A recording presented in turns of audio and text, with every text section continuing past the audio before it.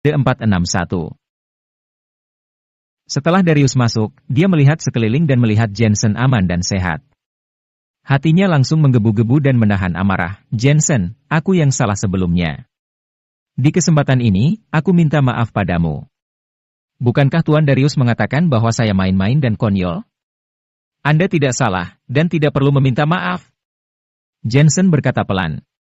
Darius dalam hatinya menjadi semakin marah. Tetapi ketika dia memikirkan nasihat ibunya, dia masih menahan amarah dan tertawa. Aku salah sangka pada Dr. Jensen. Sekarang kondisi kakek stabil, tetapi dia belum bangun. Aku harap Dr. Jensen bisa membantuku untuk memeriksanya. Jika meminta tolong orang lain itu sebaiknya perkataannya ditambahkan dengan kata tolong. Jensen tersenyum. Berani-beraninya kamu pamer, kamu tahu siapa ayahku. Jordie selalu emosi jika melihat Jensen. Jordie, diam kamu. Segera setelah kata-katanya selesai, Darius menegur satu kalimat dan berkata kepada Jensen, aku meminta tolong bantuan Dr. Jensen. Ini sama saja merendahkan. Semua penjaga penjara di belakangnya diam-diam terkejut. Untuk pertama kalinya, mereka melihat Darius meminta bantuan. Jika Anda ingin saya memeriksanya, jika Anda mau saya pergi ke rumah keluarga Palmer, Anda harus bisa melakukan dua hal, Jensen menambahkan. Pertama, menghukum diri sendiri untuk minum 3 cangkir anggur yang saya bawa. Tapi saat ini saya tidak punya anggur ini. Darius mengerutkan kening. Penatua Jack punya, Anda beli saja punya dia, dengan hubungan pertemanan Anda dengannya, dia pasti akan menjualnya pada Anda, ucap Jensen. Kemarahan Darius mendidih di dalam hatinya. Dia tahu asal-usul Jensen, dia hanya seorang menantu keluarga Miller yang tidak tahu malu saja. Dia sebagai tuan dari keluarga Palmer harus mendengarkan pecundang. Ini terlalu memalukan. Namun, dia masih menahannya dan menelepon penatua Jack. Ternyata untuk membeli anggur bayimu, apakah itu niat Jensen? Suara senyum penatua Jack terdengar dari telepon, Tuan Darius. Saya sudah berteman denganmu selama bertahun-tahun, begini saja. Sebotol anggur 10 juta yuan, tidak mahal, kan? 10 juta yuan. Darius sangat ingin menghancurkan ponselnya. Apakah ini masih dianggap sebagai teman baik selama bertahun-tahun? Sial, aku ingin sekali membantainya dengan pisau. Kamu tidak menginginkannya. Tidak juga tidak apa-apa, saya masih belum ingin menjual anggur ini juga, ucap penatua Jack dengan nada tidak rela. Darius sekarang seperti orang bodoh, dia tidak bisa mengatakan betapa pahitnya yang dia rasakan. Jika dia punya pilihan, dia ingin anggur kentut saja. Dan apalagi anggur itu seharga 10 juta yuan, meski itu terbuat dari emas pun dia tidak akan mau. Dia sebenarnya tidak terlalu suka minum anggur, terkadang hanya untuk hiburan saja. Oke, saya akan membelinya, tolong suruh orangnya penatua Jack mengantarnya kemari. Darius menahan amarah, merasa belum lama ini sudah menegur Jensen tanpa beban, sekarang semuanya terasa dibalas oleh Jensen. Ayah, kamu benar-benar babi bodoh, anggur 10 juta yuan. Itu sama saja anggur asing yang terkenal. Jordie tidak bisa menahan omelan, tapi di tengah kalimatnya, dia langsung menelan perkataannya. Jordie melihat Darius menatapnya dengan marah. Putranya sendiri menyebutnya sebagai babi bodoh. Jika bukan karena ada sipir, dia benar-benar ingin menampar bocah itu 3 kali. Tak lama kemudian, seseorang mengantarkan anggur itu, dan Darius mengisi 3 cangkir dan melihat anggur putih yang harum itu. Dia benar-benar tidak bisa meminumnya. Dia benar-benar tidak suka minum anggur, apalagi anggur putih. Dia menggertakkan gigi dan mencubit hidungnya, lalu langsung meminumnya dalam satu tegukan. Aliran airnya panas dan pedas mengalir ke tenggorokannya dan hampir membuat Darius muntah. Dia benar-benar tidak mengerti mengapa begitu banyak orang sangat suka minum anggur putih. Dia memiliki asupan alkohol yang biasa-biasa saja, dan setelah minum segelas anggur, dia merasa tidak bisa meminumnya lagi. Masih ada 2 gelas lagi. Jensen berkata tiba-tiba. Dr. Jensen, aku tidak begitu bisa minum anggur, kenapa kamu mempermalukanku? Darius dalam hati sangat marah, tapi nada bicaranya lembut.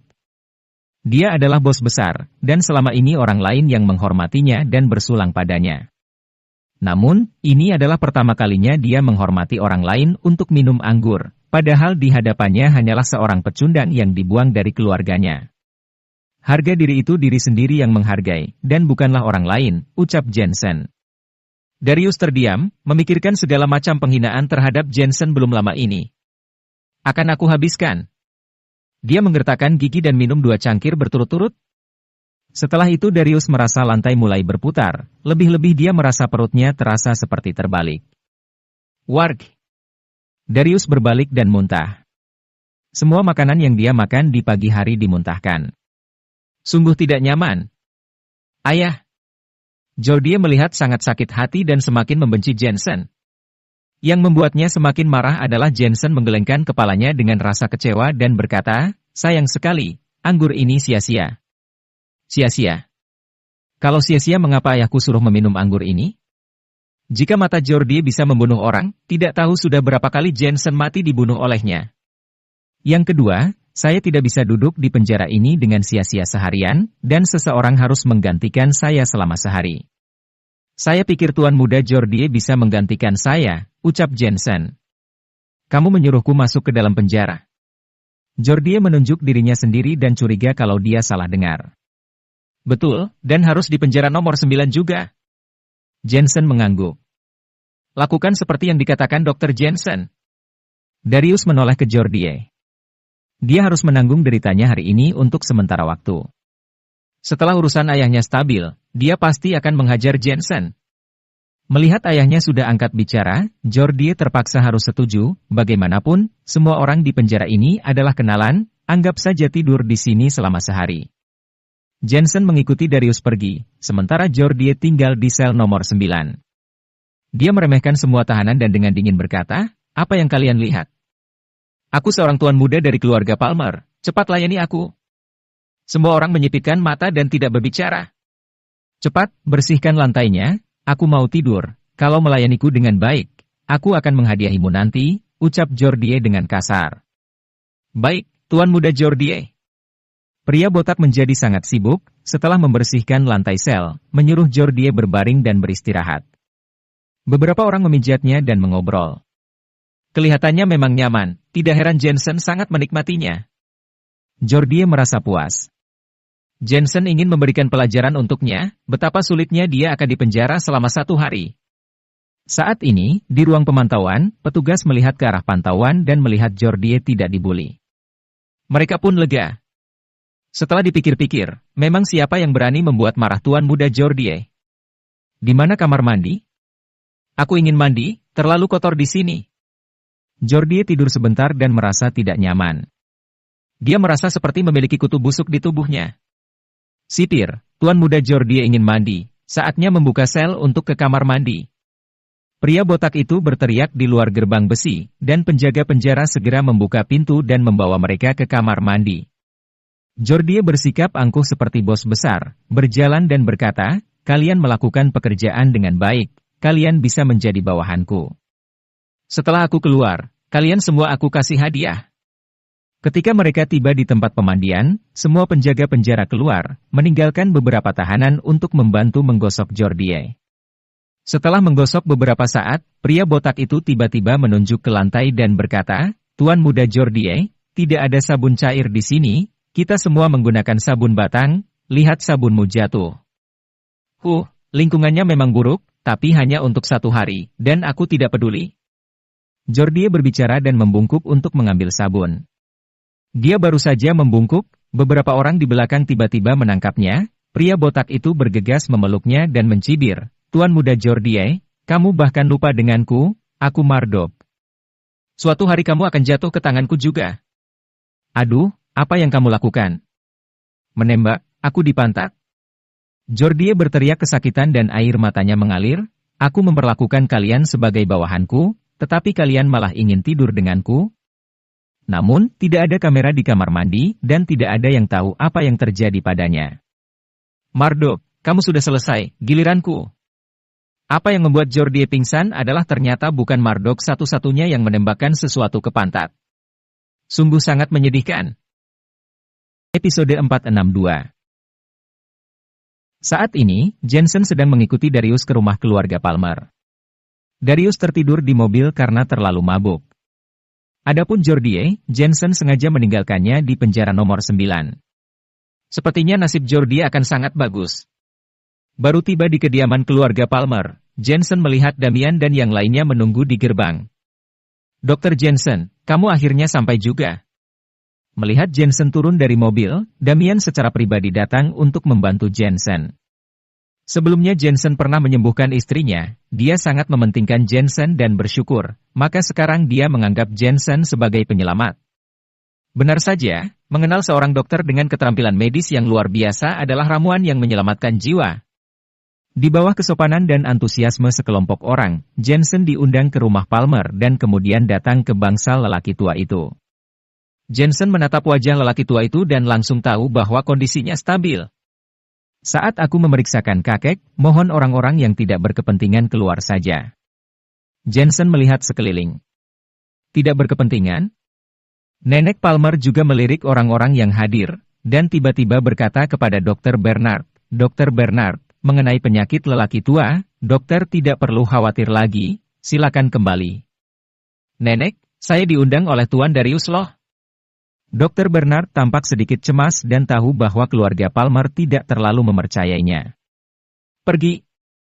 Damian kesal, dia mendorong Dr. Bernard secara langsung dan hampir mengeluarkan pistol.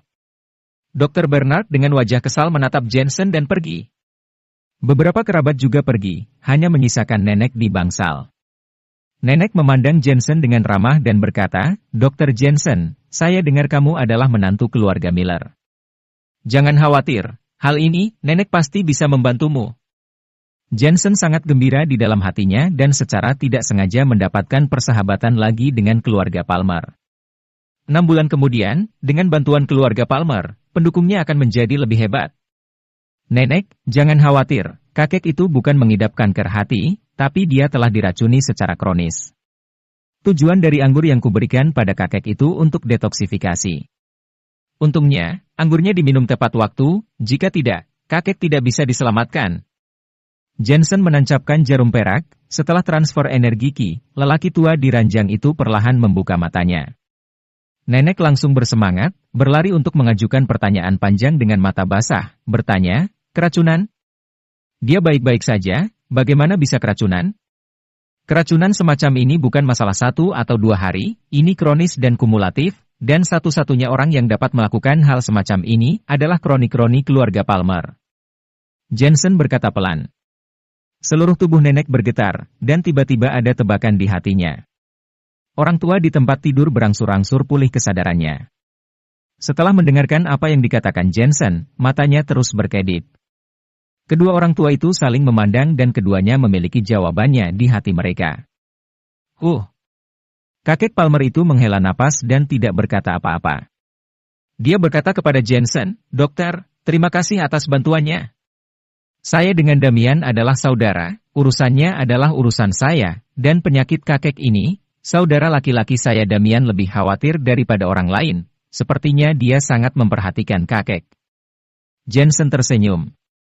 Dia merasa sedikit terharu di dalam hatinya dan memarahi, anak itu memang keras kepala. Kakak saya itu memiliki pemikiran yang keras dan hati yang lembut.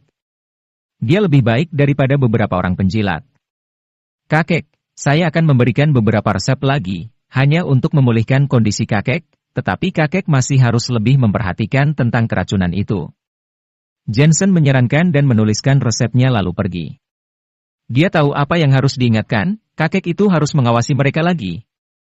Sebenarnya, Jensen bisa menebak siapa dia, tapi ini masalah keluarga Palmer, dan dia tidak ingin ikut campur. Saudara Jensen, bagaimana kabar ayahku? Jensen langsung melihat Damian saat keluar. Dia sangat cemas. Jangan khawatir, ayahmu sudah bangun, penyembuhannya akan baik-baik saja, tapi kakek sudah tua seperti itu, kalau bisa temani mereka sebanyak mungkin, jangan sampai ada penyesalan. Jensen menasihati. Kamu benar. Manusia itu hanya tahu apa yang paling penting setelah mengalaminya. Dibandingkan dengan ikatan keluarga, kekuasaan dan kesombongan bukanlah apa-apa. Damian menghela napas dan berkata dengan penuh syukur, aku sangat berterima kasih mengenai ayahku. Berapa biaya kunjungannya? Kamu berbicara terus terang saja. Jensen berpura-pura marah dan berkata, Kak Damian, saat itu kamu membantuku di kota Asmenia, aku datang ke ibu kota dan kamulah yang membantuku memasuki keluarga Miller. Kamu sudah menganggapku adik, dan sekarang kamu membicarakan uang denganku. Bukankah ini sama saja menghinaku? Haha, betul, aku sudah menganggapmu sebagai adikku. Damian menampar dirinya sendiri dan sangat malu. Setelah mengobrol dengan Damian, Jensen naik taksi pulang, tetapi setelah kejadian di keluarga Palmer, dia tiba-tiba teringat pada kakek. Manusia hanya bisa hidup selama berapa puluh tahun, jangan lupakan ikatan keluarga dalam melakukan apapun. Sepertinya Aula Singlin harus dibuka secepatnya, agar kakek bisa datang ke ibu kota dan keluarga bisa bersatu kembali. Sekarang Jensen memiliki pijakan yang kokoh di ibu kota, Jensen tidak lagi terikat dalam melakukan sesuatu. Setelah pulang, dia melihat Natasha belum kembali, sebaliknya Elena sedang memasak di dapur, tetapi dia sebenarnya jarang pergi ke dapur, karena membuat dapur berbau asap. Setelah itu, dia mengirim pesan ke Jensen menanyakan apakah Jensen akan kembali untuk makan. Jensen baru saja berjalan ke dapur dan tidak bisa menahan senyum ketika dia melihat pesan itu.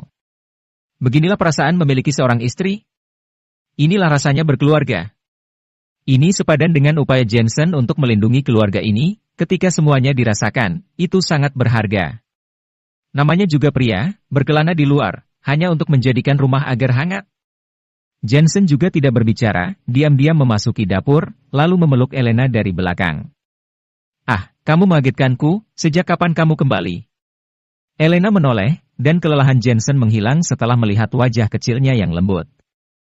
Aku baru saja kembali dan melihatmu memasak. Tangan Jensen menepuk bagian tubuh Elena yang terbalut stocking sutra, terasa sangat nyaman.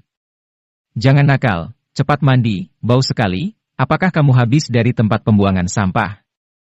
Wajah Elena merah, membuat Jensen berdebar-debar. Jensen tahu bahwa bau tubuhnya itu dari sel penjara. Dia langsung pergi mandi. Setelah mandi, mejanya sudah penuh dengan hidangan lezat. Meski makanannya sederhana, setidaknya hal itu menunjukkan kemampuan memasak Elena meningkat. Telur orak-arik dengan tomat, ini lumayan, rasanya standar koki di Hotel Bintang 5. Setelah duduk, Jensen yang kelaparan segera memakan hidangan yang telah disiapkan Elena. Makan perlahan, bisa tambah lagi makanannya. Elena memegang dagu dan menatap Jensen dengan perasaan puas.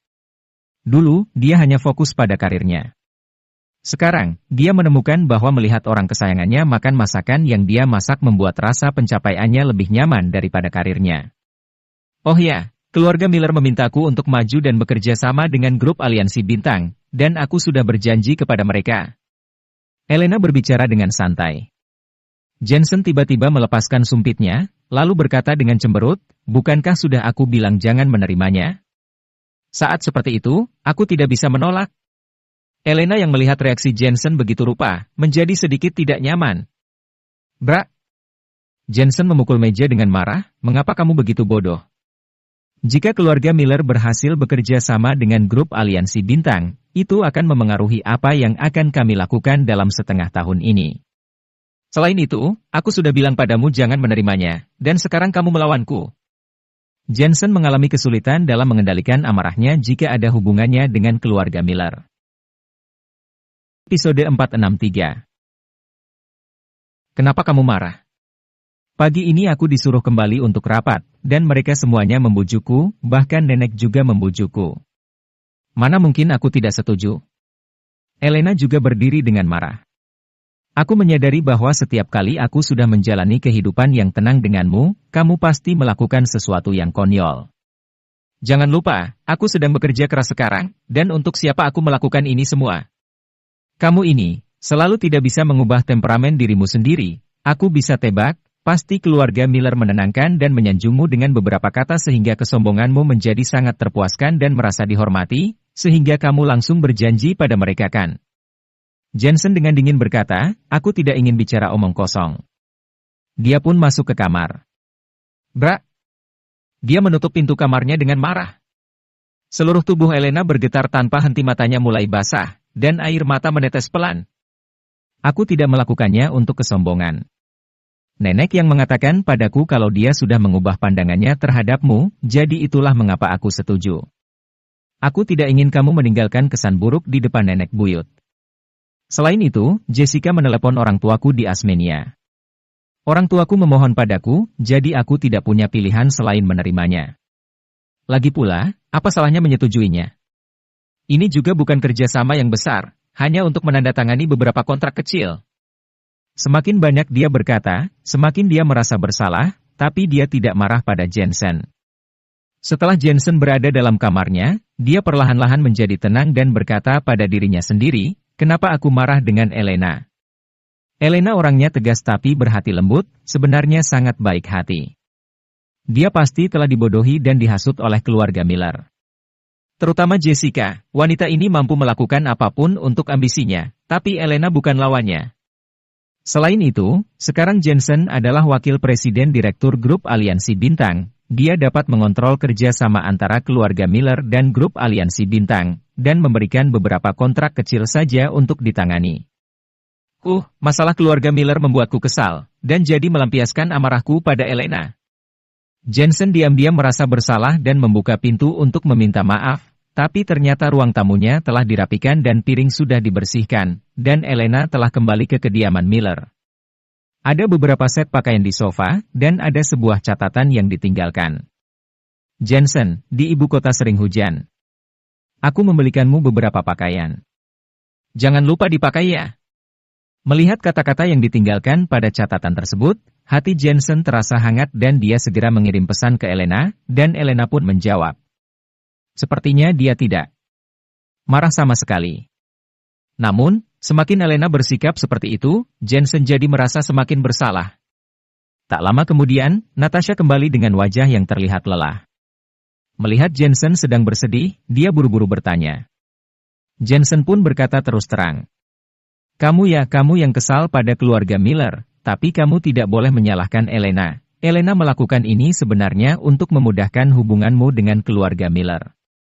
Lagi pula, kamu dan keluarga Miller hubungannya sudah sangat canggung, dan mereka mungkin tidak memberimu waktu untuk tumbuh dewasa. Ketika saatnya tiba, itu akan sulit bagimu juga. Natasha mengeluh, Elena, wataknya dingin tapi hatinya sangat lembut. Dia melihat kamu sibuk bekerja untuknya setiap hari, dan dalam hatinya juga merasa sangat bersalah. Sekarang dia juga pergi bekerja. Kamu harus tahu betapa berbahayanya pekerjaannya. Jika ada kecelakaan, itu juga akan merepotkan. Kalau begitu aku akan mencari Elena sekarang. Jensen merasa lebih bersalah. Tidak apa-apa, Elena bukan gadis yang neko-neko, beri dia waktu juga tidak apa-apa. Natasha menghiburnya.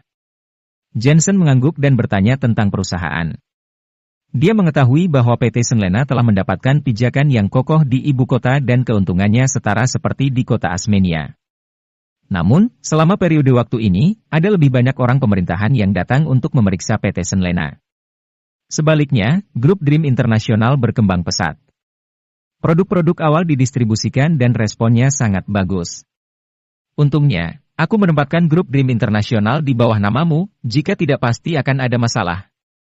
Jensen berspekulasi bahwa itu adalah kelakuan Jessica, melakukan hal jahat terhadap PT Senlena, dan tidak tahu menahu tentang grup Dream Internasional.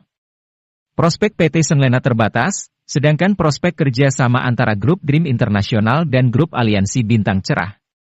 Bagaimanapun, teh herbal hanya bisa laris manis di Huasia, tetapi kosmetik bisa dipasarkan di seluruh dunia.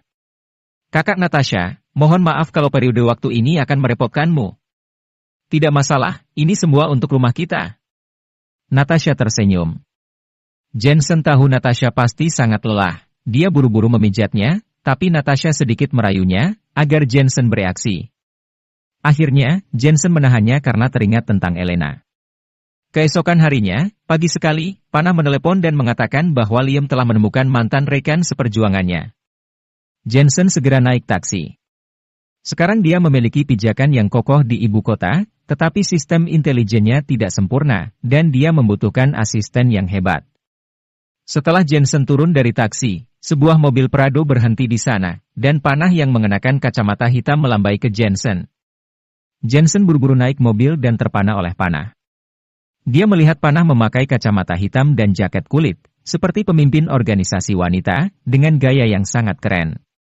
Panah berkonsentrasi pada mengemudi, tetapi juga dapat mendeteksi mata Jensen, wajahnya yang anggun diam-diam memerah, ada sedikit kegembiraan. Tuan Jensen, Panah terlihat keren dengan pakaian seperti ini, kan? Seharusnya dia memang berpakaian seperti ini dari dulu.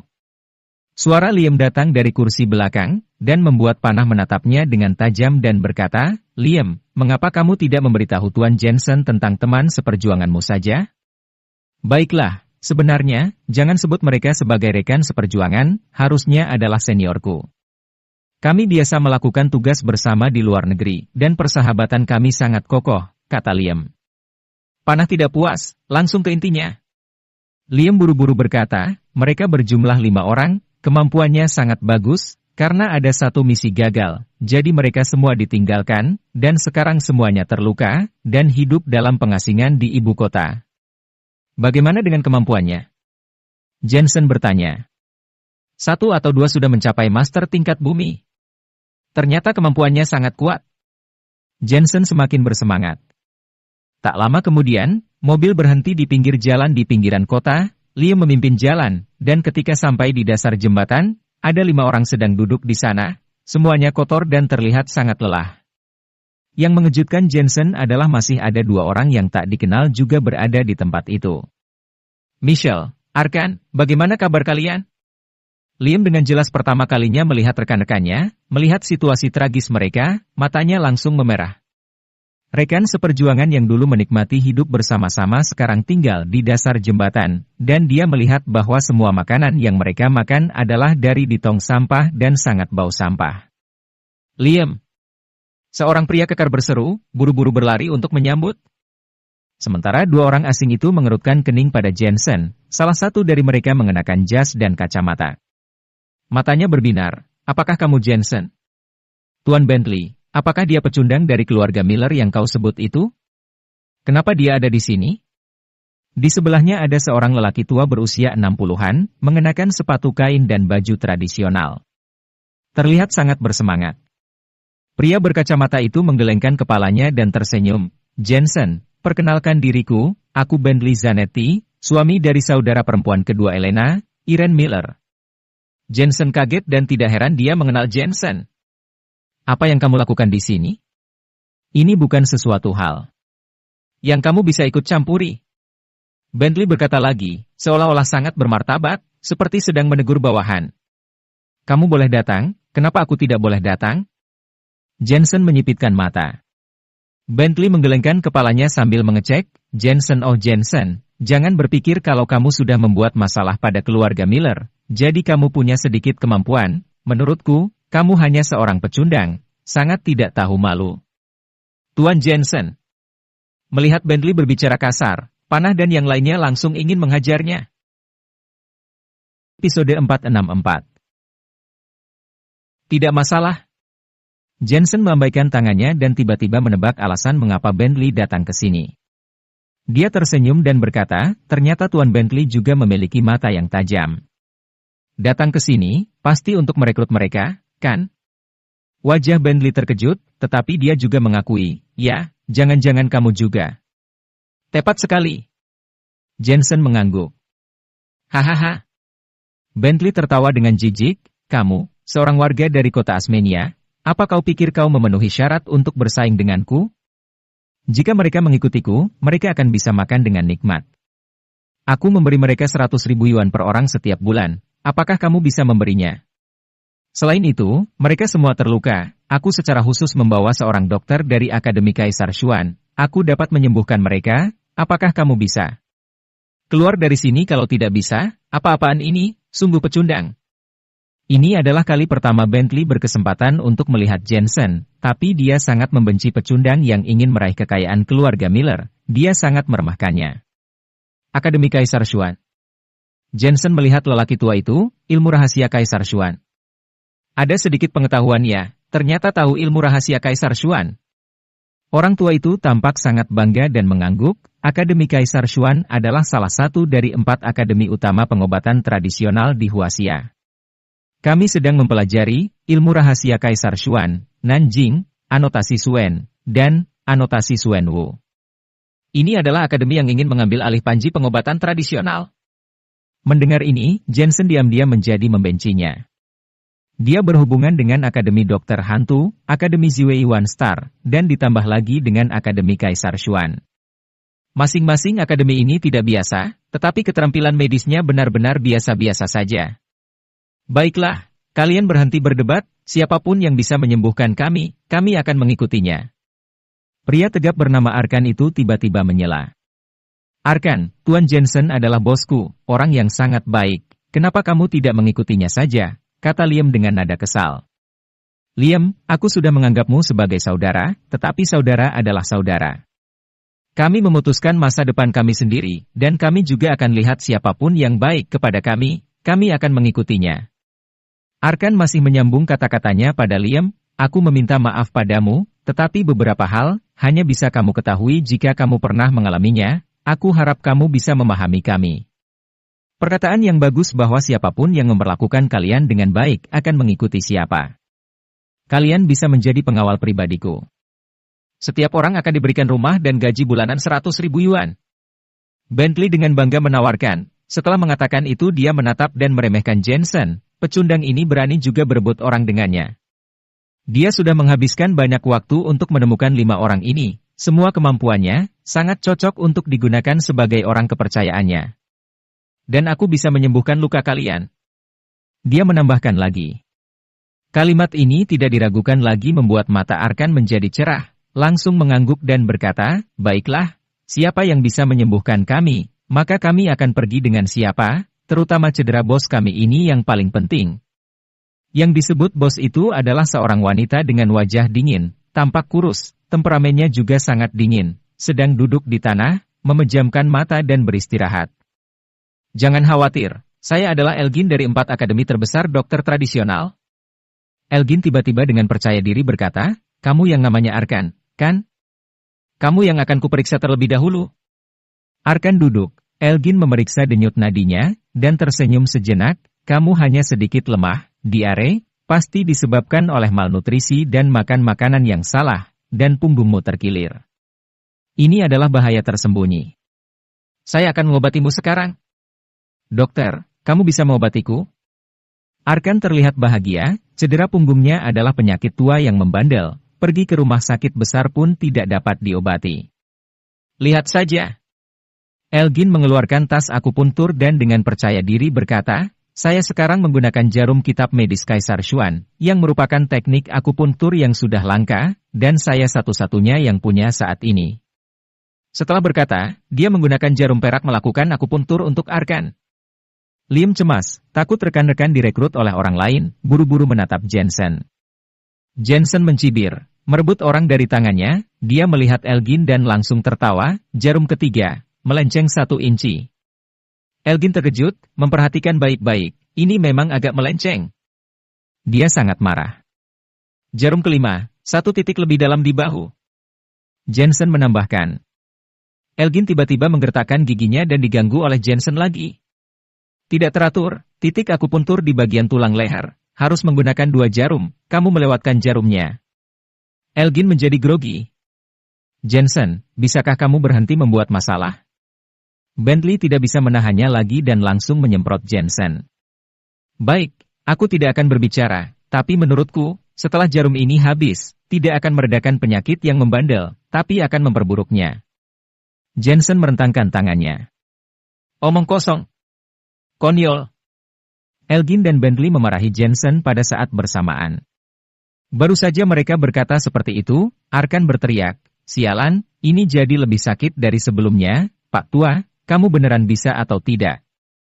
Ah!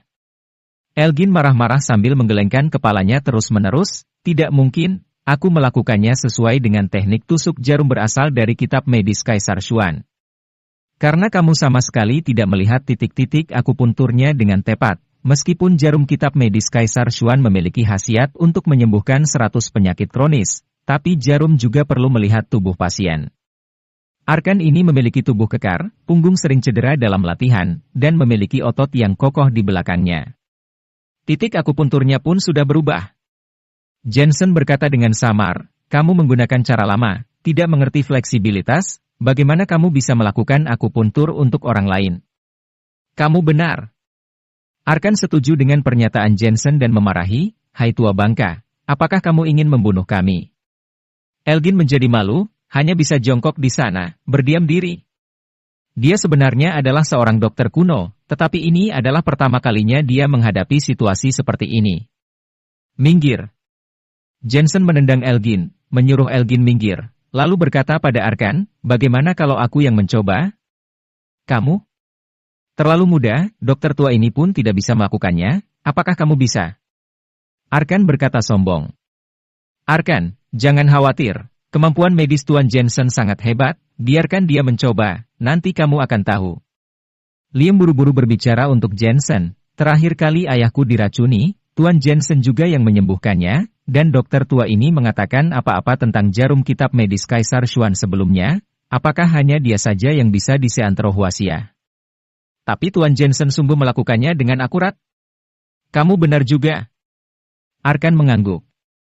Elgin yang sudah kena tendang oleh Jensen, awalnya memang sudah marah, tapi Liam membuatnya menjadi semakin malu. Hanya dia saja yang bisa sehuasia. Pemuda ini jelas juga tahu jarum kitab medis Kaisar Xuan. Hatinya menolak untuk menerima, dengan dingin berkata, baiklah, biarkan pemuda ini mencoba, aku tidak percaya. Sakit punggung tua yang membandel ini bisa dia sembuhkan.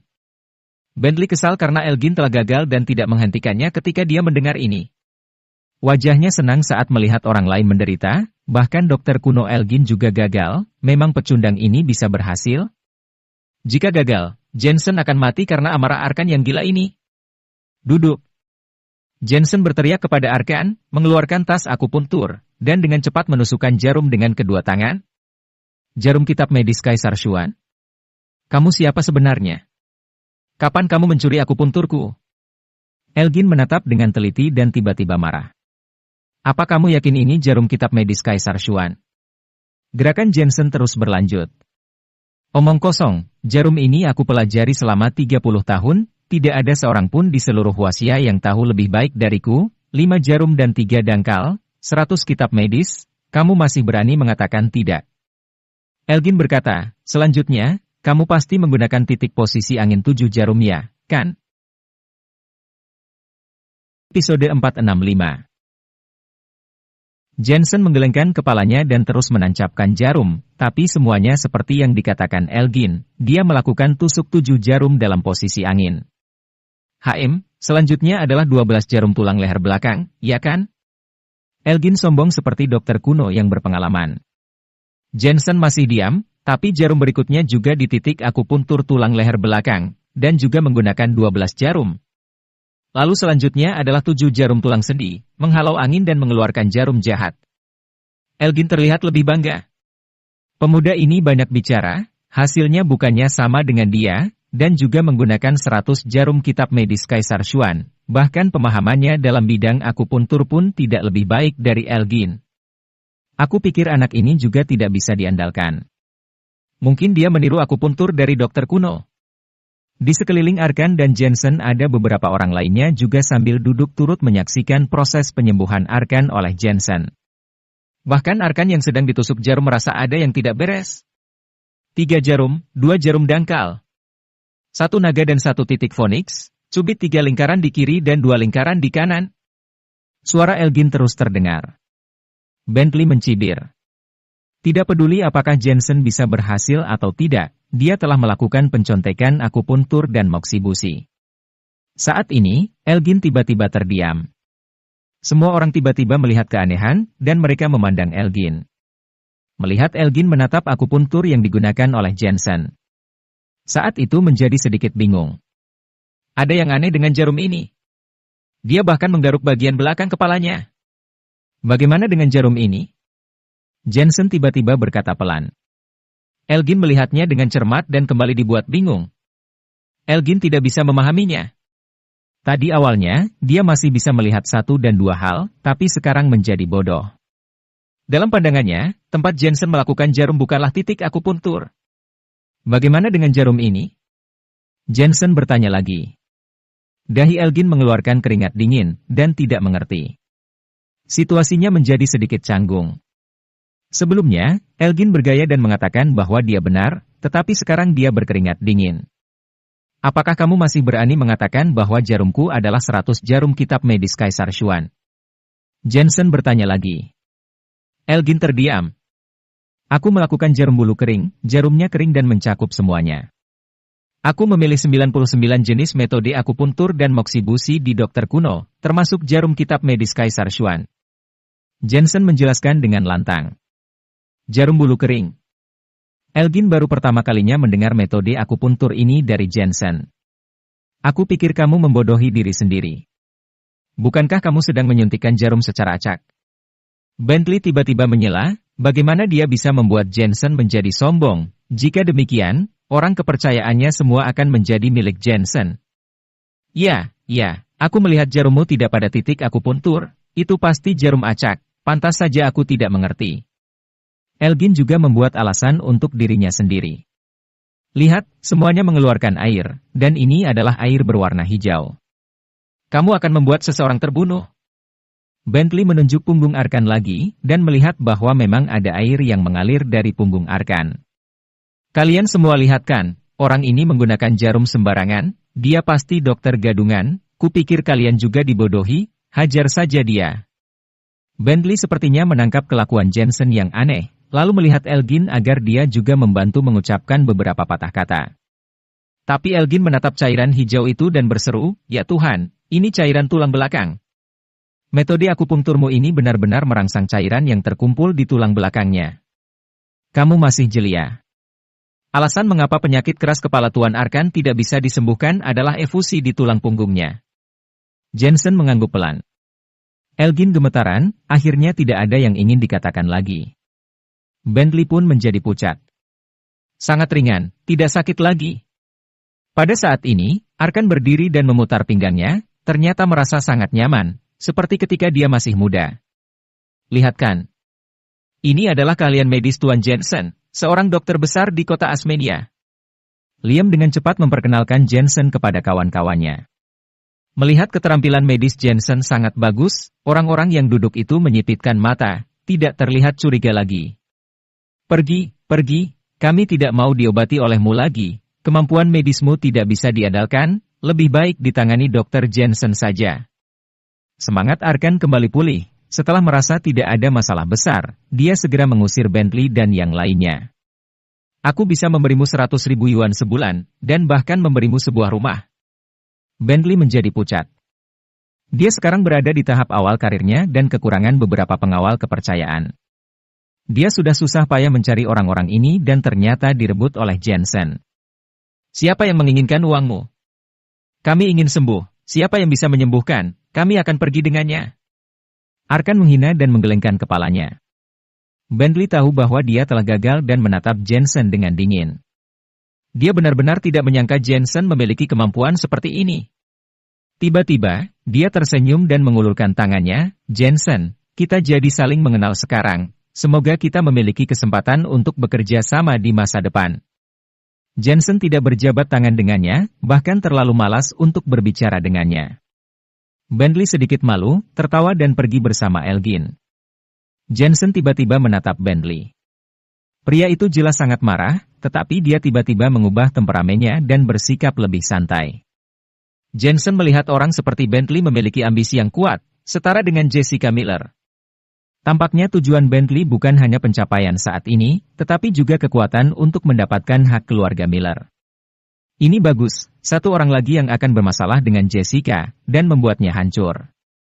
Setelah menyingkirkan pikirannya, Jensen memandang 5 orang di dasar jembatan tersebut dan bertanya, bisakah kalian ceritakan kisah kalian masing-masing? Dia dapat melihat bahwa orang-orang ini pandai dalam kemampuan mereka. Biasanya, mereka tidak akan begitu sengsara, seperti tinggal di dasar jembatan dan memungut sampah untuk dimakan, kecuali kalau mereka memang memiliki prinsip sendiri. 5 orang itu saling memandang, terlihat masih ragu untuk mulai berbicara. Faktanya, seperti Liam, mereka semua bangga pada diri mereka sendiri, tetapi mereka orang yang jujur. Karena itu, mereka tidak bisa akur dalam masyarakat saat ini. Mereka tidak bisa melakukan sesuatu yang ilegal, tidak dapat bekerja, dan tidak bisa berbaur dengan orang lain, jadi sangat normal untuk berakhir seperti ini. Aku dapat melihat kalau kalian semua adalah orang yang jujur, ambisius tetapi tidak berguna, dan dengan kalian, aku hanya bisa menghormati kalian. Melihat mereka tidak berbicara, Jensen berkata lagi, selain itu, aku juga anggota tim operasi khusus. Kalimat ini membuat mata 5 orang tersebut terbelalak, dan mereka menjadi lebih tertarik kepada Jensen. Kami berlima juga dari tim operasi khusus, dan kami telah melampaui tim operasi khusus. Michelle yang selalu diam tiba-tiba bersuara, dia wanita yang kurus, tapi sepertinya statusnya lebih tinggi dari 5 orang ini.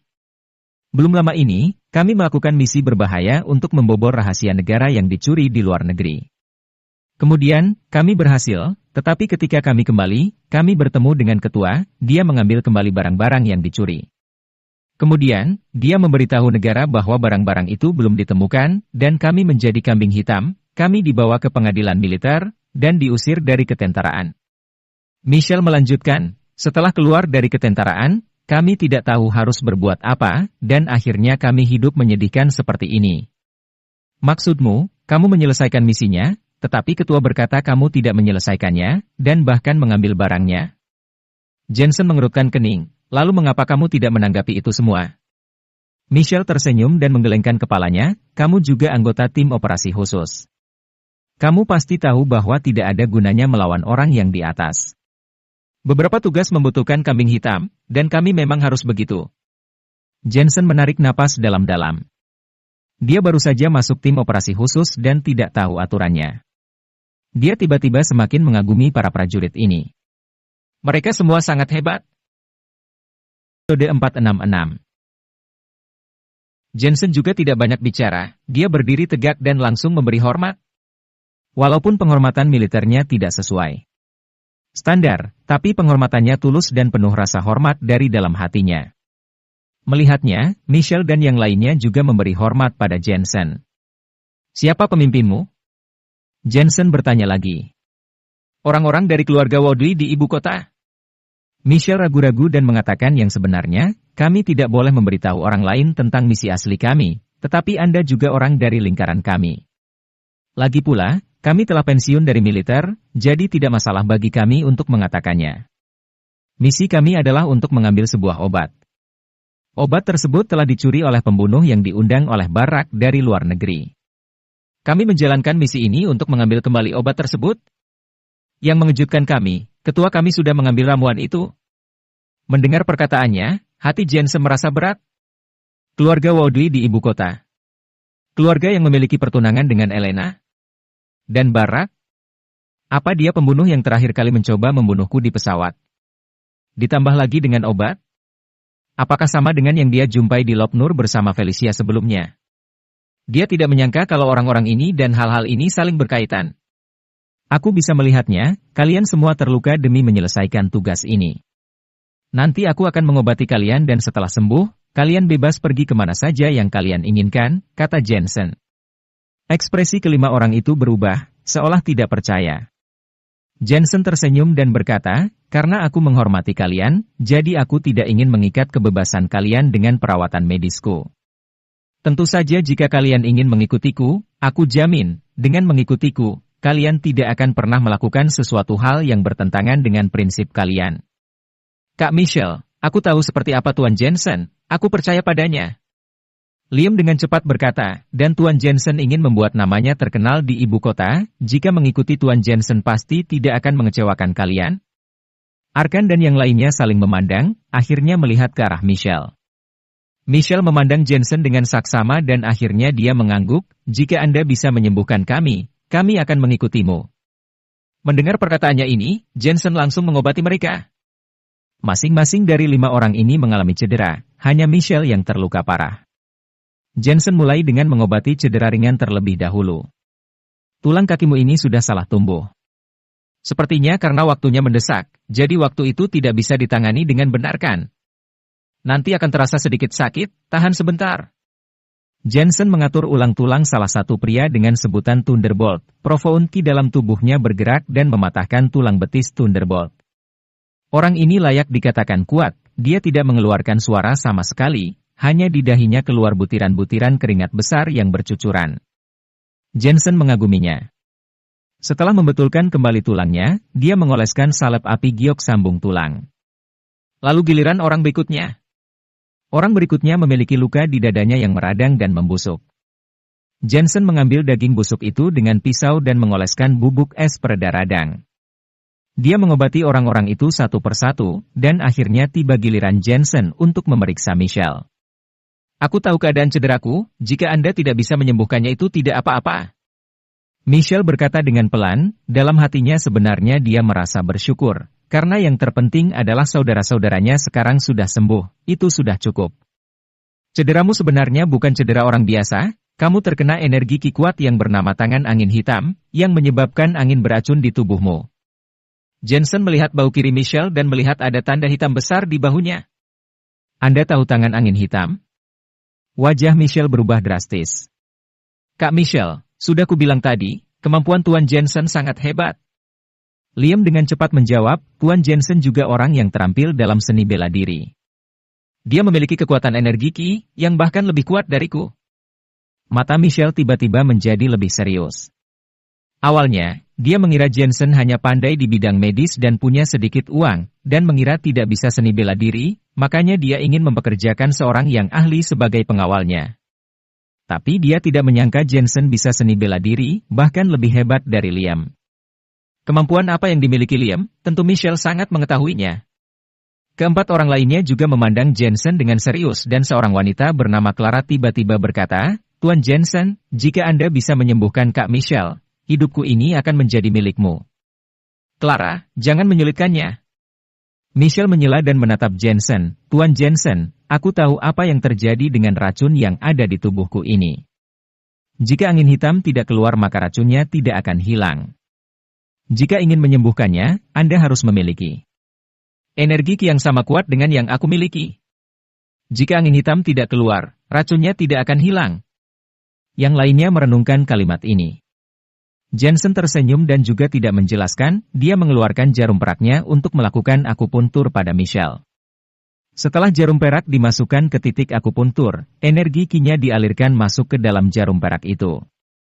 Tanpa sadar seluruh tubuh Michelle gemetar, dia merasa ada rasa hangat di dalam tubuhnya, lalu perasaan dingin itu menghilang.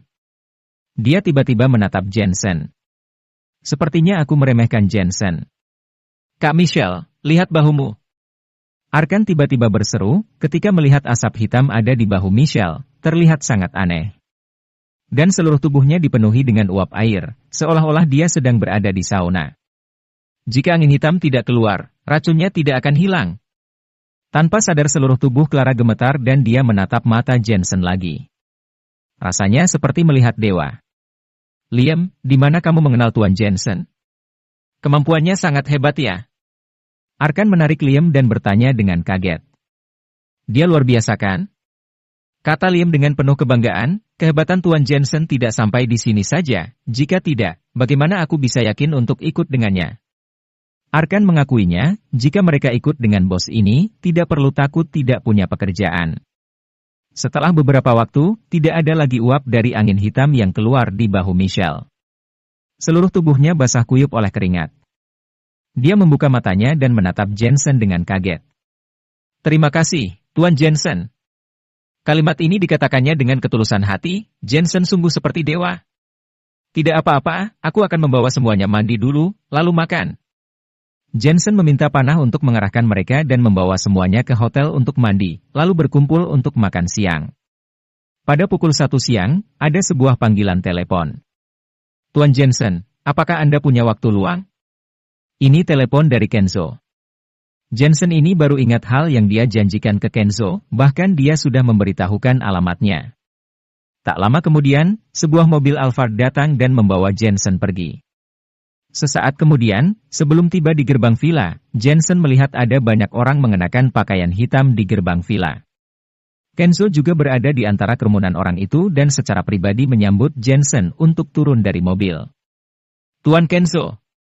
Jensen menyapa. Tuan Jensen, kamu bisa memanggilku saudara Kenzo. Kenzo berkata sambil tersenyum.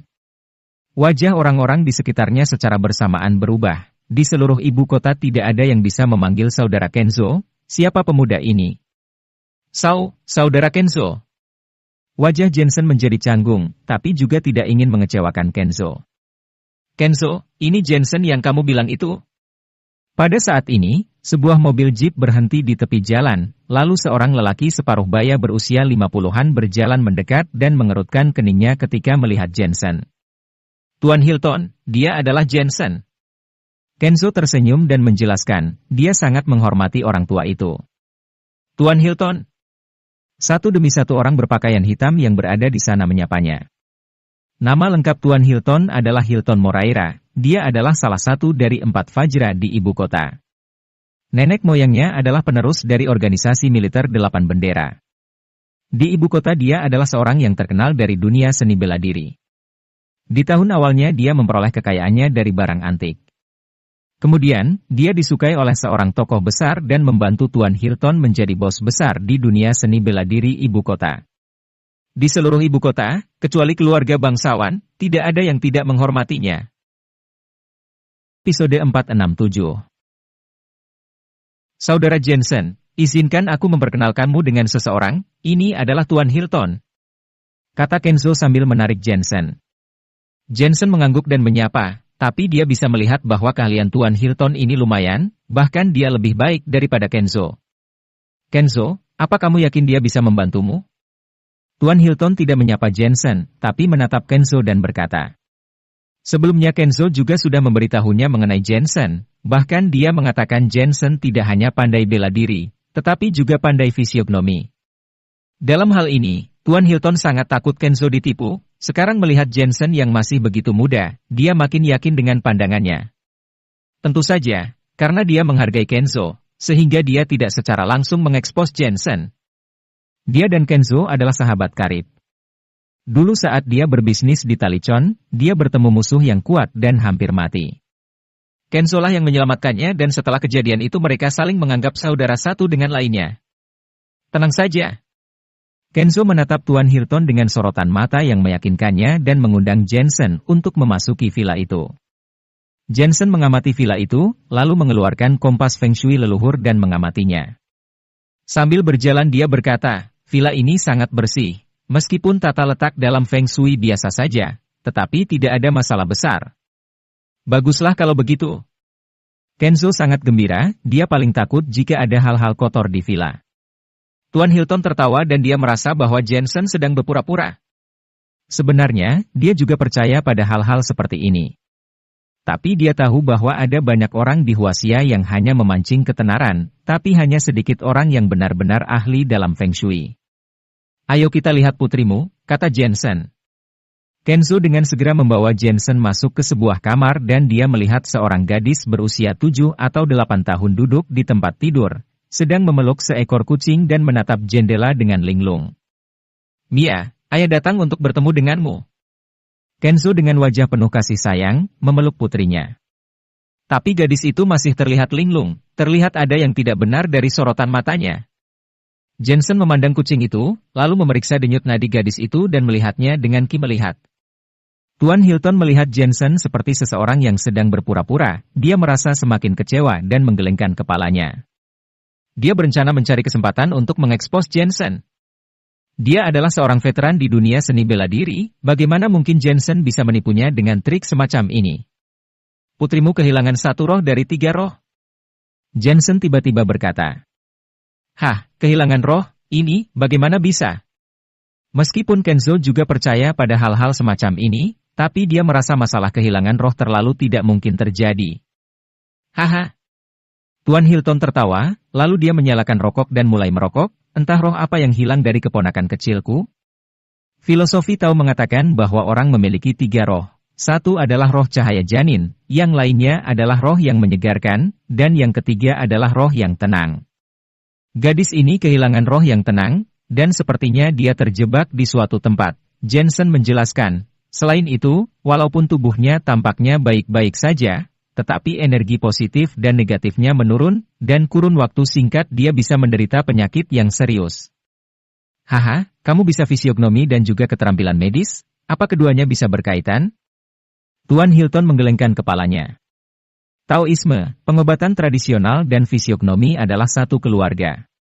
Dalam pengobatan Tuan ada pepatah 5 penyimpanan, pikiran menyimpan roh, paru-paru menyimpan roh, hati menyimpan roh, limpa menyimpan pikiran, dan ginjal menyimpan energi.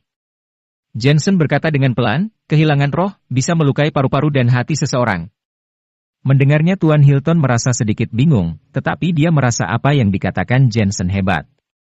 Dia berkata dengan dingin, jangan mengatakan hal-hal seperti yang tertulis di buku, katakan dengan bahasa yang mudah dimengerti. Dengan bahasa yang mudah dimengerti? Jensen tidak dapat menahan diri untuk tidak melihat Kenzo dan berkata, selama ini dia seringkali ketindihan hantu, lalu bermimpi buruk kan? Tuan Hilton tertawa, walaupun ingin menyangkal, tapi inilah kebenarannya. Tetapi saat ini, Kenzo tersenyum dengan pahit dan mengangguk, Tuan Jensen kamu benar. Setiap hari aku bermimpi buruk dan aku tertindih hantu di siang hari. Itu terjadi setiap kali aku tertidur, belakangan ini aku sangat tertekan. Tuan Hilton terdiam membeku sesaat. Ini adalah Yin Evil Qi yang semakin lama semakin kuat. Jensen mengangguk. Saudara Jensen, apakah ada cara untuk menghilangkannya? Tolong bantu aku. Kenzo memberinya hormat seperti di dunia seni bela diri dan hampir berlutut. Jika kamu ingin menghancurkan Yin Evil Qi, pertama-tama kamu harus menemukan tempat di mana putrimu kehilangan rohnya. Jensen berkata perlahan dan menatap Kenzo lagi. Selain itu, sepertinya kamu menyembunyikan sesuatu. Ini, sepertinya tidak ada. Jika kamu tidak mengatakan yang sebenarnya, semuanya akan menjadi sangat sulit.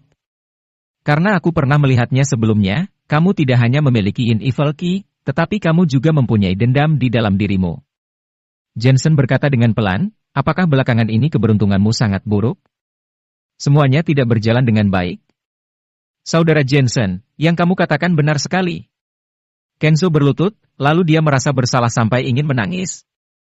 Aku tidak tahu harus berbuat apa, apapun yang aku lakukan aku selalu sial. Aku pergi ke lokasi konstruksi beberapa hari yang lalu untuk melihat sebuah proyek.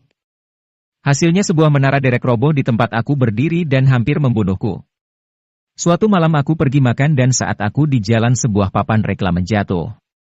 Untungnya, itu hanya mengenai lenganku, karena aku merasa curiga seseorang ingin melukaiku, jadi aku pergi untuk memeriksanya secara langsung. Hasilnya, papan reklame itu baru saja dipasang dengan sekrupnya yang sudah sangat kencang, tiba-tiba salah satu sekrupnya terlepas hari itu. Lalu di tengah malam, ketika aku bangun untuk pergi ke toilet, aku melihat seekor ular kobra di toilet.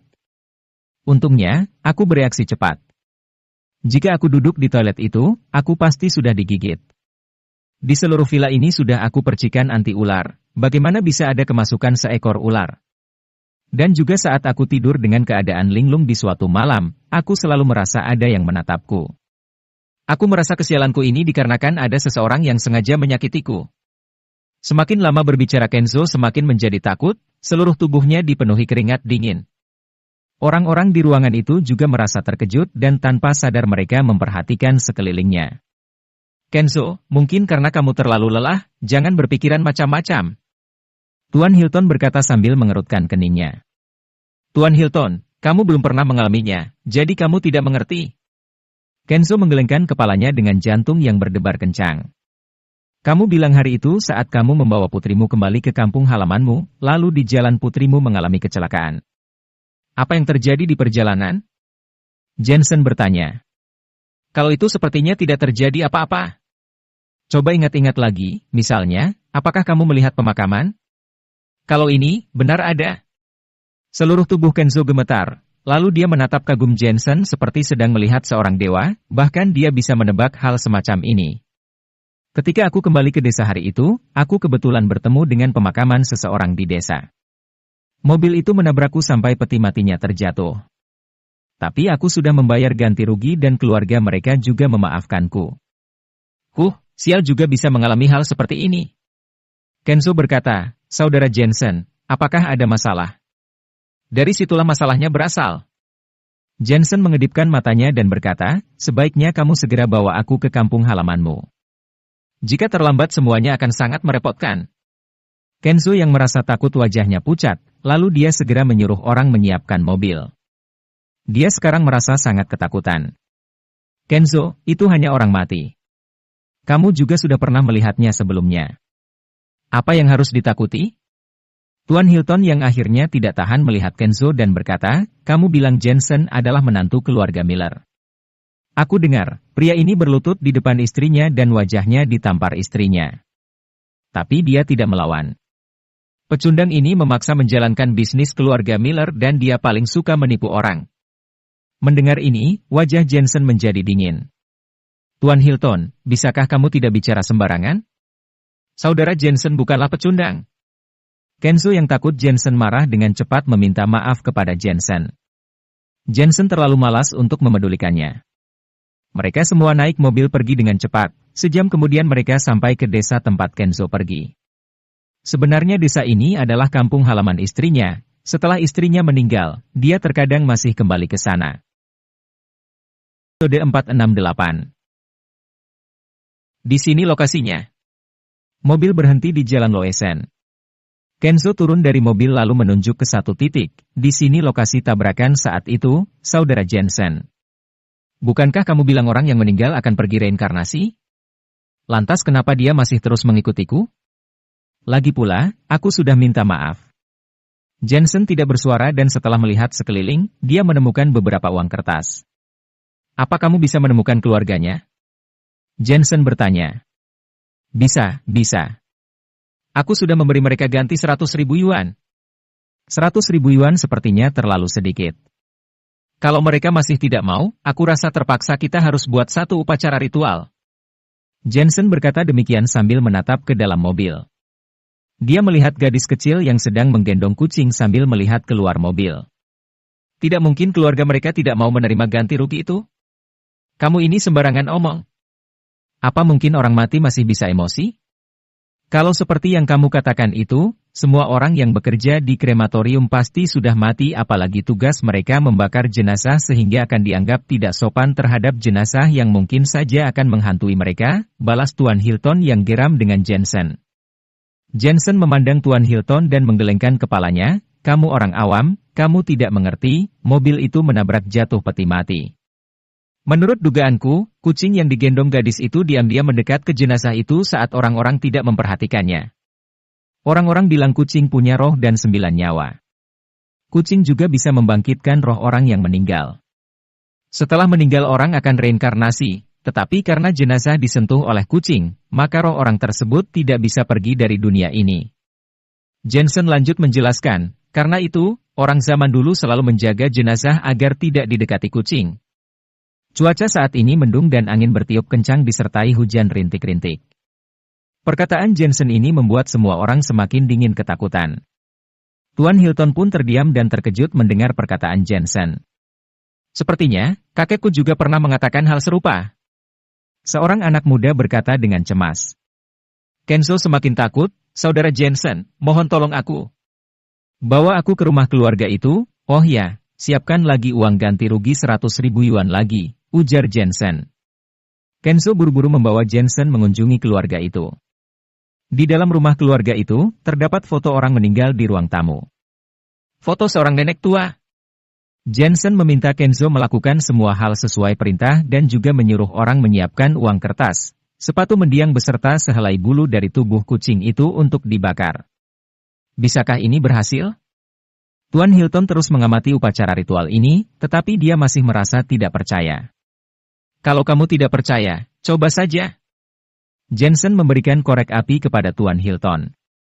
Meskipun tidak percaya hal mistis, Tuan Hilton pun membakar uang kertas, sepatu dan bulu kucing itu. Anehnya, yang bisa terbakar hanyalah uang kertas, tapi sepatu dan bulu kucing itu tidak bisa terbakar sama sekali. Ada apa ini? Tuan Hilton sontak terkejut. Kenzo semakin percaya kepada Jensen dan memohon, saudara Jensen, mohon bantu sekarang. Jensen mengambil korek api dari Hilton kemudian membaca mantra sihir Daois sambil memegang kompas Feng Shui leluhur. Teknik pelarian hantu. Setelah mengucapkan kata ini, sepatu dan bulu kucing itu pun langsung terbakar dengan nyala api yang warnanya aneh. Orang-orang merasa aneh dan begitu pula dengan Jensen. Coba lihatin evil ki yang ada dalam dirimu itu. Jensen kembali berkata kepada Kenzo. Kenzo buru-buru melepas pakaiannya dan menemukan memar di dadanya mulai menghilang. Dia sontak terkejut. Kamu telah menabrak jatuh peti mati dan tidak hormat kepada mendiang sehingga dia tidak ingin memaafkanmu. Karena kamu melakukan upacara ritual dan memberi ganti rugi kepada keluarganya, maka dia juga akhirnya pergi. Jensen menjelaskan, baiklah, pergi temui putrimu. Rohnya sudah dibawa pergi dan sedang berada di sekitar lokasi kecelakaan. Semua orang segera kembali ke Jalan Loesen. Jensen melihat sekeliling dan tiba-tiba menemukan sebuah hutan kecil yang berada di pinggir jalan. Kalian tetap di sini, aku pergi ke dalam. Setelah berpesan kepada mereka, Jensen masuk menyusuri hutan kecil itu. Hutan kecil itu terlihat gelap dan dipenuhi berbagai makam tak terurus yang semakin menambah keangkeran. Jensen menggunakan ki melihat untuk mencari di segala penjuru. Kucing, di mana kamu? Tak lama kemudian, Jensen melihat seorang gadis berpakaian merah muda sedang bermain di samping makam. Anehnya, gadis itu tidak bisa keluar dari area sekitar makam meskipun sudah mencoba berjalan keluar. Jensen tahu bahwa itu adalah makam dari orang tua yang meninggal itu. Roh gadis ini masih tersesat di sekitar makam meskipun orang tua itu sudah pergi. Adik kecil, kucingnya tidak ada di sini, aku lihat dia seperti larinya ke sana, teriak Jensen. Hah, kakak sudah menemukan kucing kecilku? Gadis polos ini bertanya kepada Jensen. Tentu saja, ayo, aku akan mengajakmu dan membawamu ke kucing itu. Baiklah. Gadis itu mengikuti Jensen dan meninggalkan hutan.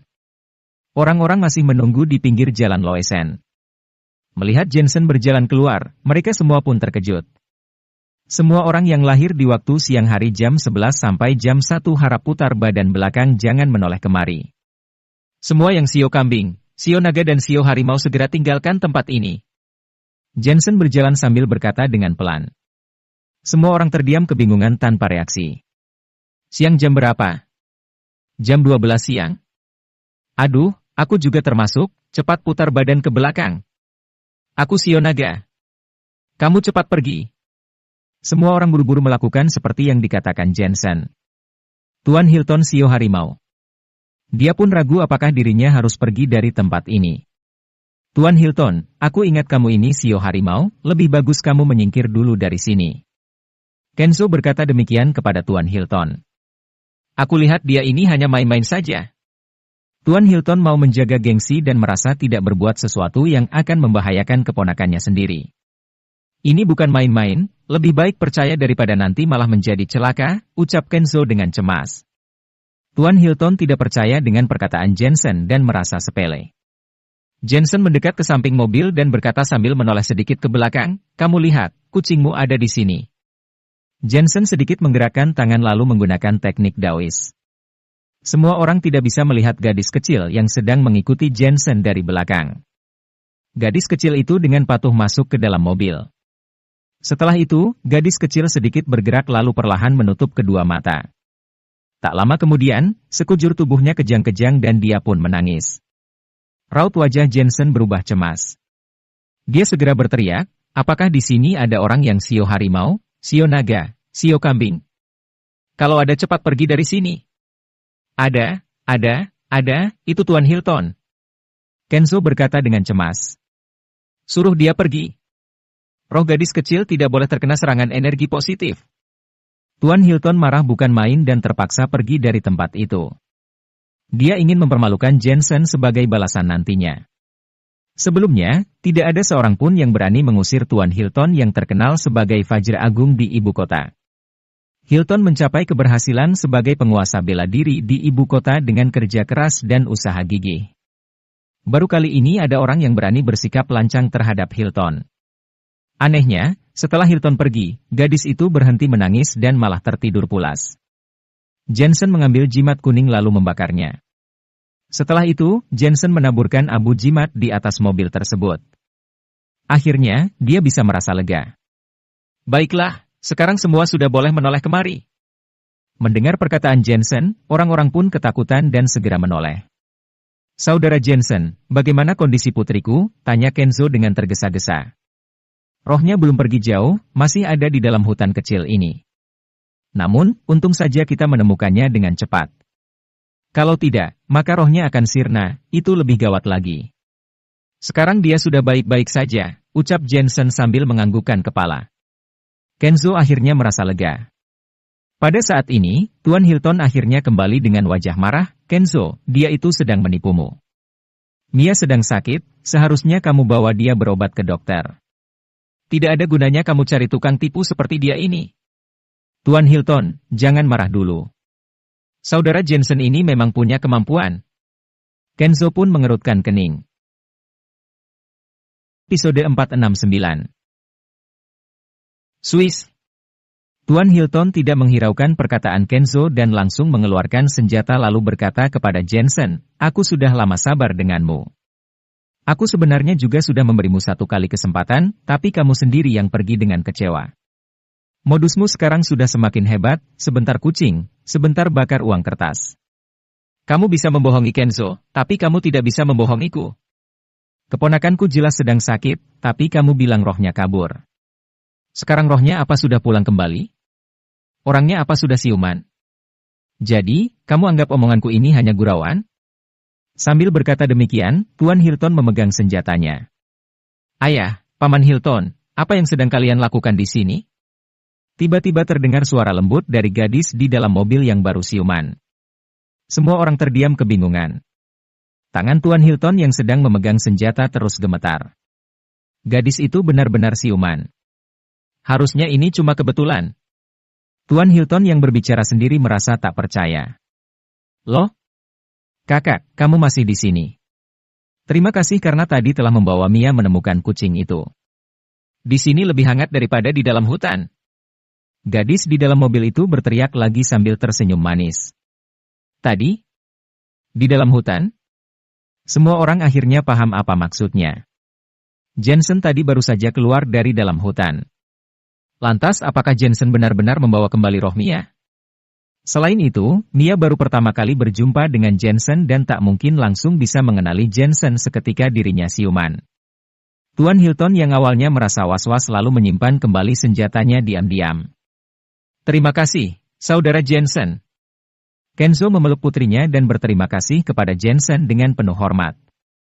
"Antar putrimu pulang, tubuhnya sangat lemah, dia tidak cocok berada di sini." Melihat Mia yang polos ini kembali sadarkan diri, Jensen pun merasa sangat senang. Kenzo berterima kasih lagi kepada Jensen dan menyuruh sopir segera mengantar Mia pulang. "Saudara Jensen, boleh bicara sebentar?" Tuan Hilton tiba-tiba menghentikan Jensen. Kenzo ingin mengatakan sesuatu, tapi tidak jadi mengatakannya. Kenzo tahu kalau Hilton pasti akan buat perhitungan dengan Jensen karena telah menyelamatkan Mia. Jensen melirik Hilton dari belakang dan berjalan perlahan mengikutinya. Hilton berjalan di depan sambil merokok diikuti oleh dua orang pengawal yang merupakan ahli bela diri. "Saudara Jensen, aku mau minta maaf karena telah bersikap lancang tadi." Tuan Hilton menghentikan langkah dan berdiri di samping sebuah batu besar sambil merokok lalu berkata dengan sinis, "Namun, aku tak peduli kamu ini punya keahlian atau tidak. Kenzo ini adalah saudaraku sehidup semati. Aku tak akan biarkan siapapun itu bisa menipunya." Tuan Hilton beranggapan Jensen adalah seorang pecundang yang ingin mendekati Kenzo dengan maksud tertentu. "Apa kamu sedang mengancamku?" Jensen tersenyum sinis setelah paham maksud perkataan Hilton. "Ini bukan ancaman, hanya mengingatkan karena aku lihat kamu ini punya kemampuan menjadi seorang penipu ulung. Namun, kemampuanmu itu tidak akan cukup bila harus menipu kami yang sudah kenyang pengalaman ini." Tuan Hilton berkata dengan nada datar, "Di dunia ini yang paling hebat itu pukulan tinju, bukan hal-hal mistis seperti ini yang tidak ada gunanya." Setelah berkata demikian, Hilton menganggukkan kepala kepada dua orang pengawalnya. Salah seorang pengawal langsung menembak Hilton. Orang biasa tentu tidak bisa menghindar dari tembakan dari jarak yang sangat dekat ini. Namun, Hilton tidak terluka meskipun telah ditembak dan tetap berdiri di tempat sambil mengisap rokok. Hilton bergerak sedikit saat peluru tadi melesat dan berhasil menghindar. "Kamu tidak akan paham dengan orang seperti kami ini." Hilton tampak baik-baik saja karena sudah terbiasa dengan tembakan peluru. Setelah berkata demikian, dia meninju batu besar yang ada di belakangnya. Krek, krek, krek. Muncul retakan pada batu besar itu. Bekas tinjuan Hilton bahkan berukuran lebih besar dibandingkan kawah bekas ledakan. Hilton sengaja menunjukkan kehebatan tinjunya ini untuk memperingatkan Jensen agar jangan pernah mencoba mencelakakan Kenzo. Raut wajah Jensen tetap tenang dan malah tertawa geli, "Cuma segini? Kamu sedang bermain sirkus?" Hilton sontak marah karena merasa telah memperingatkan Jensen yang masih acuh tak acuh. Dia merasa Jensen hanyalah orang biasa yang belum tahu kemampuan menghindari peluru yang dimilikinya. "Apakah itu senjata palsu?" Jensen melanjutkan. Kedua pengawal Hilton itu juga marah. Orang-orang biasanya akan berlutut dan tunduk setelah melihat kemampuan Hilton yang seorang ahli seni bela diri ini. Namun, Jensen malah acuh tak acuh. Coba saja, nanti kamu juga tahu seperti apa. Pengawal itu mengarahkan pistol ke Jensen. Coba tembak. Jensen melihatnya sekilas dan berkata perlahan. Kamu. Pengawal itu hanya ingin menakuti Jensen karena dia tidak berani menembak. Coba tembak. Suara Jensen semakin keras dan wibawanya pun muncul. Kedua pengawal itu terkejut, tangan mereka bergetar dan mereka benar-benar menembak. Dor, dor. Dua tembakan dari jarak yang sangat dekat menerjang ke arah Jensen. Jangankan Jensen, Hilton sendiri pun akan sulit menangkap peluru ini. Apalagi, Hilton tadi hanya menghindar dari tembakan.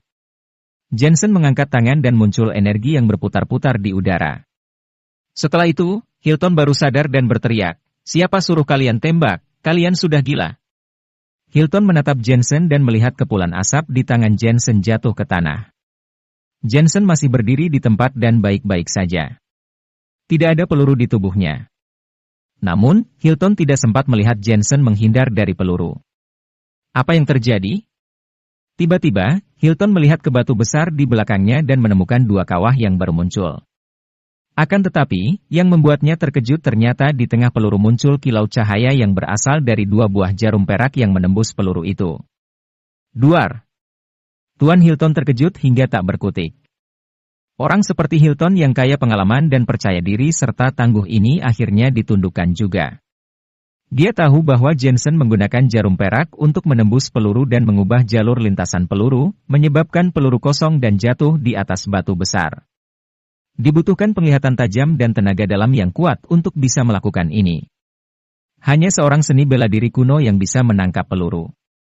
Namun, orang yang bisa menembus peluru adalah seni bela diri kuno. Kemampuan Hilton menghindar dari peluru masih tidak ada apa-apanya. Kalau aku benar-benar ingin menyerang Kenzo, tentu Tuan Hilton juga tidak akan mampu melindungi Kenzo hanya dengan kemampuan seperti ini. Setelah berkata demikian, Jensen perlahan berjalan pergi. Di bawah langit mendung, bayangan Jensen perlahan menghilang dari pandangan mata. Hilton dan kedua pengawalnya sangat tercengang. Mereka bertiga lantas melihat batu besar itu dan menemukan masih ada kepulan asap peluru. Peluru itu tertancap dalam dan sulit untuk dikeluarkan dari dalam batu. Jensen ini memang seorang master sejati. Hilton akhirnya percaya dengan kehebatan Jensen. Pada kenyataannya, Hilton memang akan sulit melindungi Kenzo bila Jensen benar-benar menyerangnya. Di pinggir jalan Loesen, mobil Kenzo masih belum beranjak pergi. Setelah melihat Jensen datang, Kenzo akhirnya merasa lega. Kenzo sangat khawatir mendengar suara tembakan tadi. Kenzo tahu karakter Hilton yang kejam dan protektif. Selama Hilton tidak percaya dengan Jensen, tak peduli apapun yang dilakukan Jensen itu tidak ada gunanya. Saudara Jensen, kamu baik-baik saja? Kenzo lanjut bertanya. Jensen tersenyum dan menggelengkan kepalanya, aku baik-baik saja. Kenzo pun tidak bersuara dan setelah melirik sekilas, dia melihat Hilton dan kedua pengawal sedang berjalan ke arah mobil di tengah rintik hujan gerimis. Namun, Hilton tidak lagi garang seperti sebelumnya, tetapi malah berubah seperti manusia biasa. Selain itu, Hilton juga langsung menaiki mobil Kenzo dan pulang menuju ibu kota. Saudara Jensen, maaf aku sudah lancang tadi. Hilton berkata demikian kepada Jensen di dalam mobil. Jensen tidak bersuara.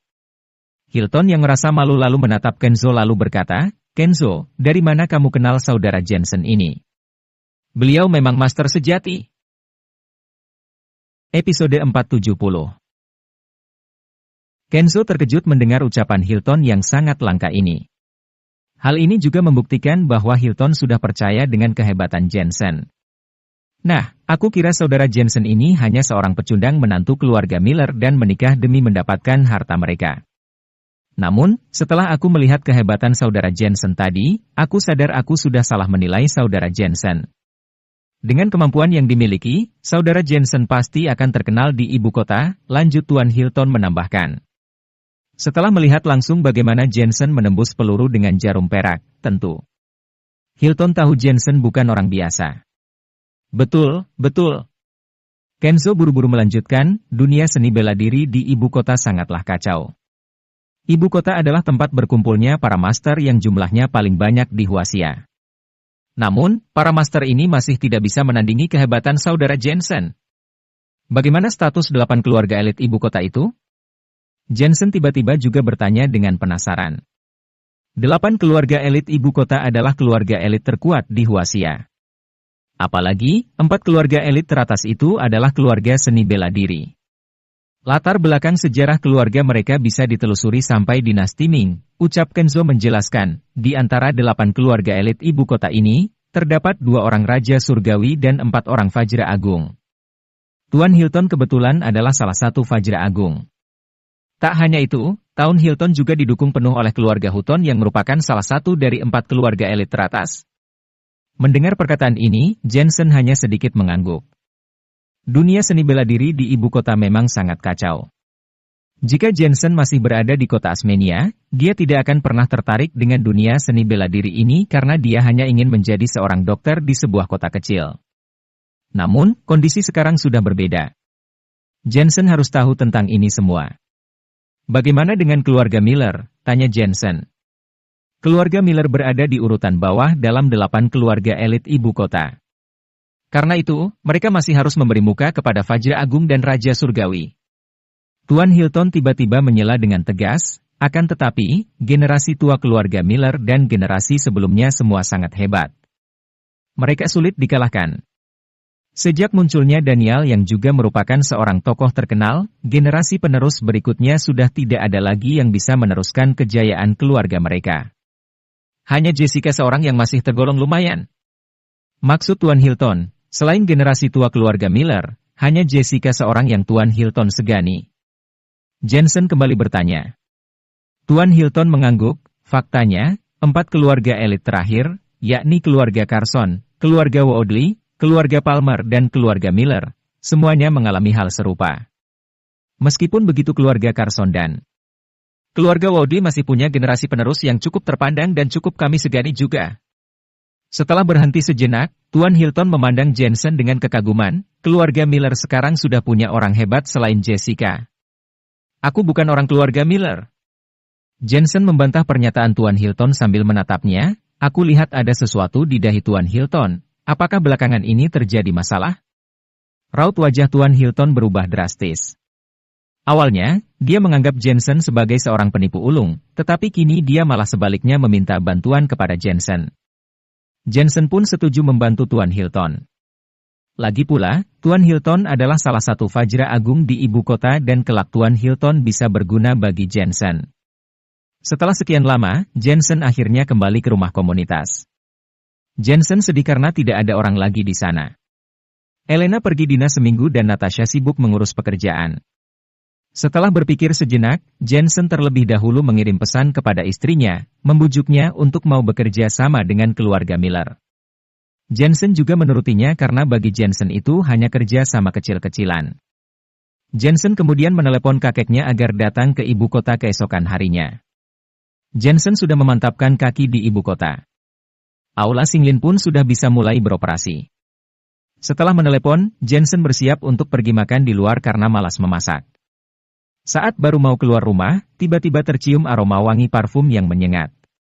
Setelah melihat sekilas, ternyata wangi yang berasal dari kamar sebelah itu adalah wangi parfum seorang gadis yang berpenampilan modis dengan rok pendek hitam. Karena cahayanya gelap, Jensen tak bisa melihat jelas wajah gadis itu seperti apa. Namun, dari penampilan gadis ini kemungkinan besar adalah seorang pekerja di tempat hiburan malam. Jensen tidak menghiraukan dan langsung pergi. Saat ini, Keisha menutup pintu ruang tamu dan menggosok-gosok kakinya dengan stocking, wajah Keisha tampak lelah. Keisha baru saja turun dari pesawat dan sekarang harus bekerja lagi. Keisha terpaksa harus bekerja keras karena keluarganya memang sedang butuh uang. Loh, itu dia. Tiba-tiba, Keisha melihat Jensen keluar dari halaman rumah dengan cepat. Dia juga bingung seketika. Bukankah Jensen adalah tentara yang berjumpa dengannya di atas pesawat? Keisha buru-buru mengejar, tapi Jensen sudah pergi. Karena Jensen juga tinggal di rumah komunitas ini, Keisha berpikir suatu hari kelak pasti bisa berjumpa lagi dengannya. Setelah berpikir demikian, suasana hati Keisha berubah menjadi cerah. Keesokan pagi, Jensen pergi ke bandara untuk menjemput kakek dan lainnya. Tak lama berselang, Jensen melihat beberapa orang akhirnya muncul. Mereka adalah kakek dan bibi Jensen serta Mulin. Sayang sekali Melody dan Farrell tidak datang, mereka sepertinya sedang fokus dengan studi mereka. Jensen. Kakek Jensen dengan penuh bahagia melambaikan tangan. Dari kejauhan saat melihat Jensen. Dia membawa barang-barang bawaan dan datang berlari memeluk Jensen. Guru. Mulin di samping membantu kakek. Dia juga takjub dengan kemegahan ibu kota dan ingin mengembangkan keterampilan medis di sana sehingga dia merasa sangat senang. Akhirnya datang juga, pasti sangat melelahkan kan? Jensen buru-buru membawa koper kakek. Setelah keluar dari bandara, dia memanggil taksi dan mengajak kakek makan malam. Jensen makan bersama kakek dan keluarganya di restoran. Cuaca di ibu kota jauh lebih sejuk. Kakek Herman melihat sekeliling dengan penasaran sambil menyantap makanan. Dia masih merasa asing dengan segala sesuatu yang ada di ibu kota. Jensen mengambilkan makanan untuk kakek dan berkata sambil tertawa, sebentar lagi hujan akan turun. Dingin sekali, aku tidak tahu bisakah kita terbiasa.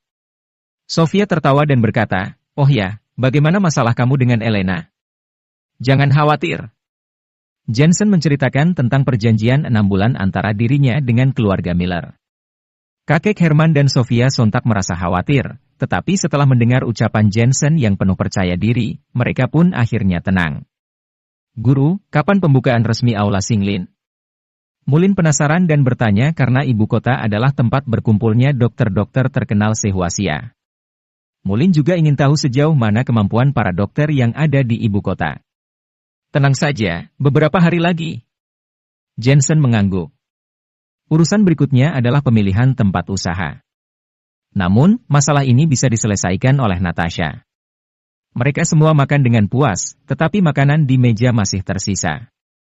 Kakek Herman terbiasa hemat sehingga meminta pelayan untuk membungkus pulang makanan yang tersisa itu.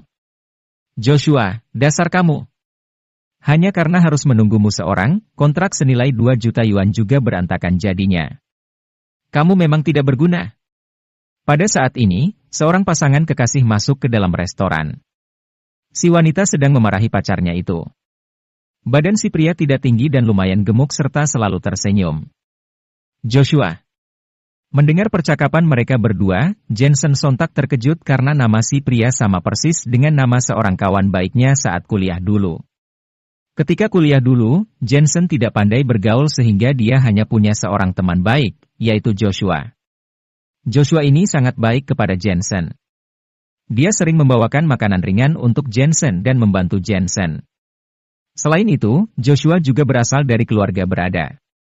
Ayah Joshua memiliki usaha bahan obat-obatan di kota Asmenia. Namun, sejak mereka sekeluarga pindah ke ibu kota, Jensen tidak pernah bertemu lagi dengan Joshua. Awalnya, Jensen juga ingin pergi mencari Joshua, tetapi karena kesibukan dia pun tidak sempat. Heh, Jensen. Pria gemuk dengan tatapan sangar itu juga melihat Jensen dan segera berlari ke arahnya dengan tergesa-gesa sambil mengamati Jensen dari atas ke bawah. Haha, kamu benar-benar Jensen, ini pasti kakekmu. Dulu aku pernah berjumpa. Jensen, ini siapa? Kakek Herman sudah tidak ingat lagi siapa Joshua ini.